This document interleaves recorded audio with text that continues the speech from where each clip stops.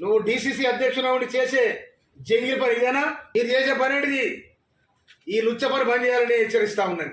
అమ్మో అమ్మో ఏంది ఇది మందుల సామెల్ సారు? గిట్లా ముందు వెనక ఆలోచించకుండా కారాలు మిరియాలు నూరుకుంటా పళ్ళు కొరికేది మీరేనా? ఎందుకింత గరం అవుతున్నారు ఇవాళ? ఏం కథ అసలు? విప్పుగా ఉన్న బీర్లలే గారు మొత్తం చైర్మన్ నీ నియోజకవర్గానికి ఉన్నాడు. అన్నీ చూసుకుంటా మౌనంగా మీరు ఉన్నారు అంటే దాంట్లో మీ పత్రం కూడా ఉన్నదని నేను అనుకోవాల్సి వస్తుంది. మీరు లోపాయికారిగా ఏ ఒప్పందం కుదుర్చుకున్నారు నాకు తెలియదు. పార్టీని జాగిరి కాదు, కాంగ్రెస్ పార్టీ ప్రజల పార్టీ.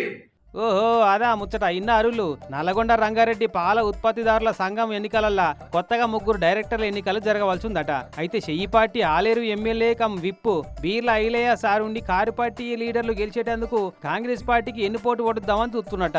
నీ స్వార్థం కోసం నీ సూటపోలు కూలపోలను గెలిపిస్తేందుకు కాంగ్రెస్ పార్టీని బొందబెడతావా?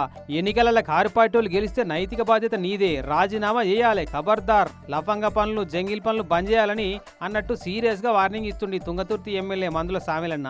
రేపు పొరపాటున కనుక బీఆర్ఎస్ అభ్యర్థి గెలిస్తే మీ నైతికంగా రాజీనామా చేయాల్సి ఉంటుంది, ఖబర్దార్ అని చెప్తా ఉన్నాను.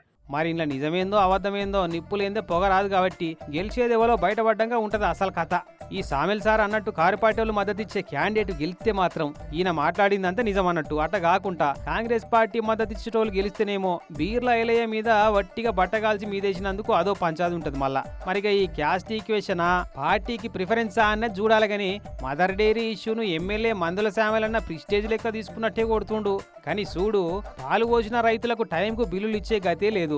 ఆ నార్మాక్ సంస్థ కూడా నష్టాలలో నడుస్తుంది. అయినా చైర్మన్ పోస్ట్ కోసం పార్టీలను కూడా పక్కకు పెట్టేటంత వైరవీలు నడుస్తున్నాయంటే వీళ్ళ సేవల తరిస్తున్న నల్లగొండ రంగారెడ్డి జిల్లాల పాడి రైతులు ఎంత అదృష్టవంతులో జోడిగా.